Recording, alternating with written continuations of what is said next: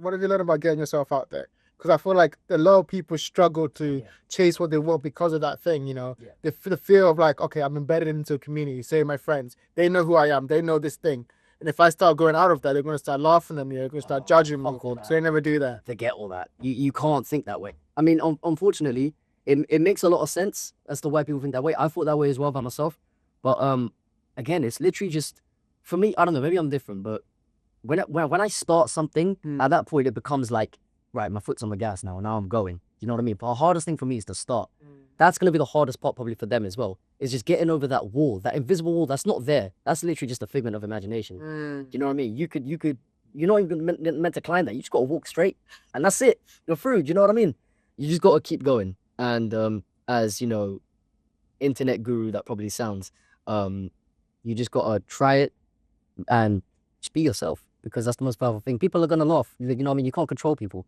And you can't expect people to not laugh at you, because then I think that comes from a place of arrogance. Yeah, I know what I mean. 100%. Just do your thing. If people laugh at you, people laugh at you. For me, I would post things on TikTok, and TikTok comments are ruthless, by the way. I didn't do this. Bro, they are ruthless. Really? They don't care about your feelings at all. But I remember like the first time I went on to DJ AG, right? I saw that. Big up to you. Thank you, bro. But I've got a bone to pick, because when I did that, in the moment I was gassed, because I just performed straight off the Jamie and Skepta, and I was like, okay, this is sick. Video ended up getting about 90K views, and I was happy with that. And then I saw the comments, and I was like, oh shit, this ain't great. Because it was like, what's this guy even saying? He's rapping too fast. At that point, I was like, damn. I actually went through like a bit of a mental phase where I was just like, let me just stop for a little bit. And I stopped for like a couple of weeks and spoke to a few people on Instagram. People like T-Cons, Lashante, shout out to them because they helped me a lot during that time. I spoke to T-Cons a lot, and he was somebody that said, bro, forget all that. Do you know what I mean? 100%. Your bars are so cold, you can have a slip up every now and then and it still wouldn't affect you. Do you know what I mean? And I looked at that and I was like, it really is just all perception. Because that was a time where people were laughing at me, people making fun of me. You know, there's people in the comments that are like, oh, you are terrible. You are this, and that. I'm going to check out your page. And somebody said, even the rest of your stuff is terrible. And I was like, now you're just capping. Do you know what I mean? Like, there's no way you think the poetry and that is... Anyways. But it got to me. It did. So I remember the next time I did DJ AG he was in Southall, and that's where I've grown up. And I was so nervous. Like, I was like... And this was to the point where I was already, like, I guess you could call it a seasoned performer, because I would perform, like, all the time. When I got there, and he called me up, and he took the USB. I could feel like my mouth was getting dry, like I couldn't breathe too much. And even then, I don't even think that's a great performance, but everybody seemed to like that one. And I feel like I had a redemption arc there. So you're gonna have these moments where it's like you might slip up, you might drop the ball. It could even be that chance that could have been your big break, but you're gonna get that chance if you're really good at your craft and you really put the hours in and you really try. You're gonna get that moment again. So I'm completely fine with that. Yeah, 100%, bro. I feel like you have to have a strong relationship with criticism, because that just is what it is. Like, it's got nothing to do with really reflecting of you. It's just how the people perceive your stuff. Exactly. You know, it's personal. And that's the thing. That's the thing. If anybody wants to start, people are never gonna. They don't know you. You know what I mean? These comments, they don't know you at all. And that's one thing that I've realized is, like, even now on TikTok, I would post. Nowadays, I don't really get too much hate because I'm cold. Do you know what I mean? But like, speak your shit. Yeah. But I don't get too much hate. But back in the day, I did. And it did get to me. But then you just got to realize, okay, these people don't know who I am. People don't know what I'm capable of. You know, as like Batman villain that sounds or whatever. Like, you got to just believe in your craft so much to the point that everybody thinks you're delusional. Yeah. But you know you're not. You got to keep going. As everybody in 2019 when I was in school was like, you know you're a shit rapper, you know. Like, there was this friend of mine, and he'll go like, I'm not gonna say his name, I'm not gonna out you, but he'll go, you know you're shit at this, right? Like you do realize, and I'll be like, what? I mean, I'm talking to you like he's like pulling you to the side, like he's helping you. It was mad. He was like, yo, come here real quick. and I'll be like, yeah, what's up? He's like, you know that tune you dropped? Yeah. I was like, yeah. Well, you didn't stage, yeah? And he was like, nah. And I was like, what? I was like, nah, there's no way you think this and everything. And he was like, bro, I can't just drop it in it because people are making fun of you here.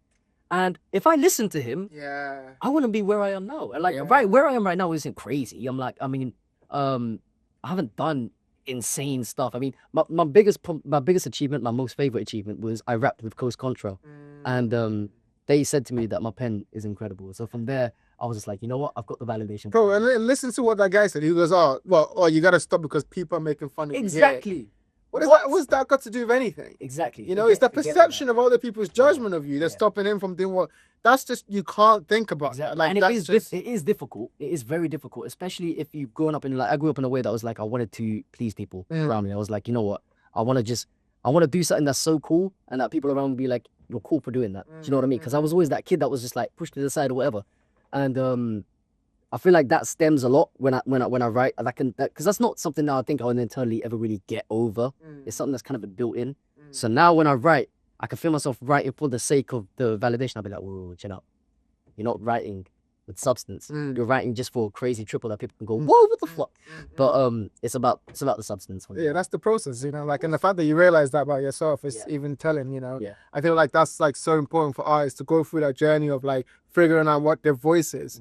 I think that's when, you know, when you figure out what the voice is, then you start like crafting, you know, projects and like, you know, things like you can actually get it out there, get it to people, make them see. On that point, where do you see yourself like going forward? Like you don't have to give me like specific, I'm gonna do this tomorrow or that. But just in terms of like, you talked about like what kind of artist you want to be at the beginning. What kind of work are you trying to kind of give to the people? What if people are kind of like expecting something from you to listen to this and go, okay, everything you said I really related to. What can they look forward to from you? I mean, I always want to do something that's more conscious, something that's more you can think about. You know what I mean? Something you could take away and be like, oh wow, yucky. Do you know what I mean? And that doesn't mean I don't want to do like, you know, the fun hits here and there. I've got a song called Grew Up in West coming up, which is a lot more of a upbeat kind of vibe to what I usually do. Like I was in a booth one time with my friend.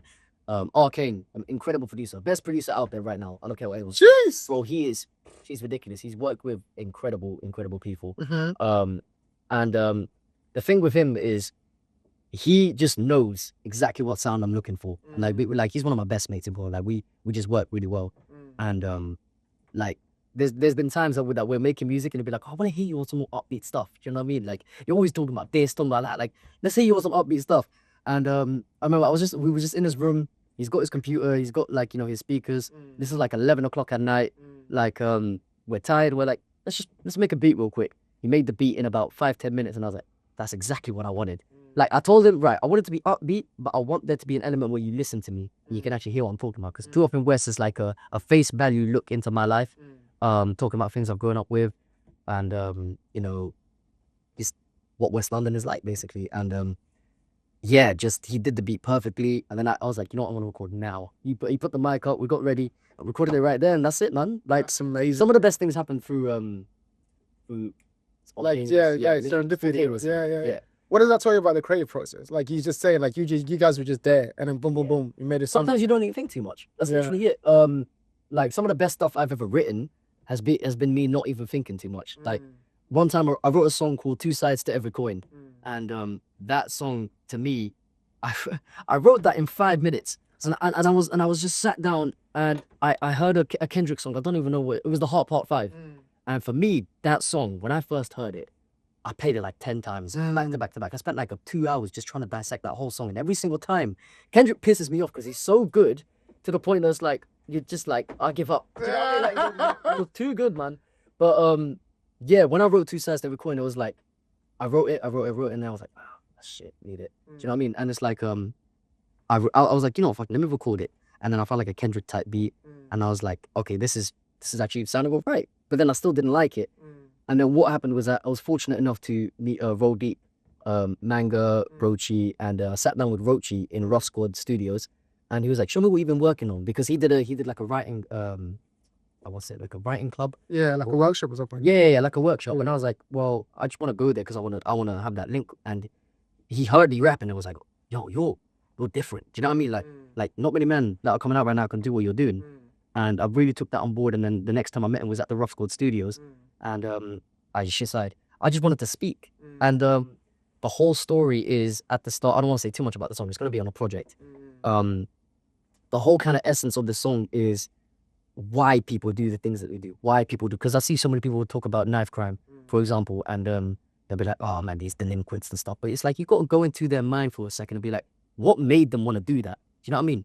And it's not like people say like, oh, it's poverty, it's this, but it's deeper than that, and that's what the song talks about. I'm not gonna go I love that, into it. and that's like, yeah, I think you're 100%. We need that. We need more sympathy. We need people understanding the perspective of other people. Yeah. That's how you connect people, especially in the time where it's like so divisive. Yeah. You mentioned a project. Like, is there an album on the way? Hey man, look, I see you promoting, and I see you promoting, and then taking it, and then going like, guys, it's coming. I promise. yeah. Look, you know what? My promotion game is dead. Like, you know what I mean? Like, I don't know how to promote. I know actually. about it, so it's true. It's, Yeah. it's working. I know there's an album on the No, way, no, so I it's mean, I'll working. take that. Yeah. But I am working on a project. I'll say that much. Don't know if I'm gonna make it an album or an EP yet. Nothing's set in stone. I've got a few tracks for it. There's but these are tracks that like I have a song concept where it's like you die too early in heaven and you're talking to God, and it's like you know, I really want people to just, because we all get lost in life. We all get lost, and we're always like, oh, you know, I had a shit day because it was raining, it was traffic, but realistically, like, and that's okay. That's like a very human response. But sometimes take yourself back and be like, you know what, I woke up today. You know what I mean?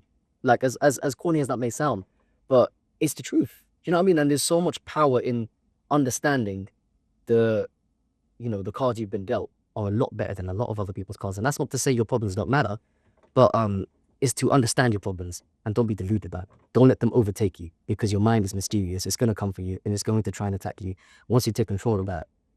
I completely agree. And final question I always ask people is that you're an artist, you're a barra, you're a lyricist, you're creative, all of that, but you're also a person. So when you look out into life, Yeah. what meaning do you think is there in life? What do you think is the meaning of life? I was Wow. speaking. That's an amazing question.